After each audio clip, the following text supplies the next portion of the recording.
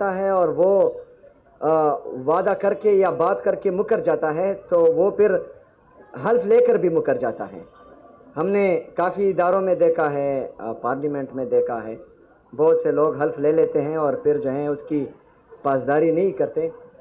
اور اپنے کام سے بھی کام نہیں رکھتے۔ تو یہ اچھی روایت ہے کراچی پریس کلب کی، اور میں چاہتا ہوں کہ آپ کی یہ روایت تمام پریس کلبز میں پاکستان کی، اس کے ساتھ ساتھ تمام سرکاری اداروں میں بھی یہ روایت ہو، اور بندے کا جو ہے وہ زبان ہونی چاہیے اور زبان پر ہی وہ قائم ہونا چاہیے۔ بہرحال آج ہمارا یہاں آنے کا مقصد، جس طرح آپ لوگوں کو پتہ ہے کہ میرے لیڈر، میرے قائد جناب عمران خان صاحب نے مجھے ذمہ داری دی ہے کہ جو اسٹریٹ موومنٹ ہے اس کی تیاری کرنی ہے۔ تو اس حوالے سے میں اس سے پہلے پنجاب بھی گیا، وہاں پر بھی مختلف جگہوں پر اپنی تنظیمی دوستوں سے ملا، لیکن وہاں پر ہمارا ایکسپیرینس جو جعلی حکومت پنجاب پر قابض ہیں ان کے ساتھ اچھا نہیں رہا۔ ان کی تمام طرف استائیت، جبر، اور جو ہمارے پارلیمنٹیرین کے ساتھ انہوں نے پنجاب اسمبلی میں کیا، اس کے علاوہ ہم جس مارکیٹ میں کھانا کھانے جاتے تھے وہ مارکیٹ بھی بند ہو جاتا تھا، اس کی لائٹس بھی آف ہو جاتی تھی، دکانیں بھی بند ہو جاتی تھی۔ تو انہوں نے یہ روایت وہاں پر جو ہے ڈالی تھی اور ہمیں بالکل اچھا نہیں لگا تھا ان کا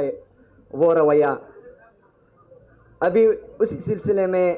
عمران خان صاحب کی ہدایت کے مطابق اسٹریٹ موومنٹ کی تیاری میں صوبہ سندھ کے کیپٹل کراچی میں آیا ہوں، اور یہاں پر مختلف اضلاع کا دورہ انشاءاللہ تعالی کروں گا،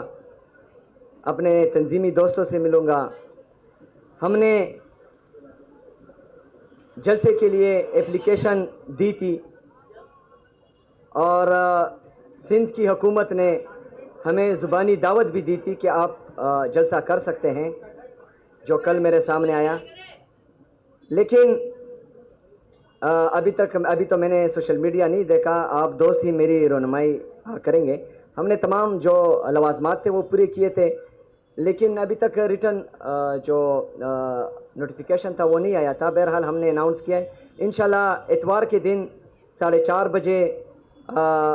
جناح گراؤنڈ میں انشاءاللہ تعالی ہم جلسہ کرنے جا رہے ہیں، اور یہ کراچی کی تاریخ کا انشاءاللہ تعالی بڑا جلسہ ہوگا۔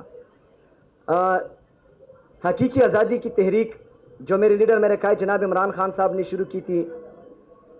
وہ اقتدار کی جنگ نہیں تھی۔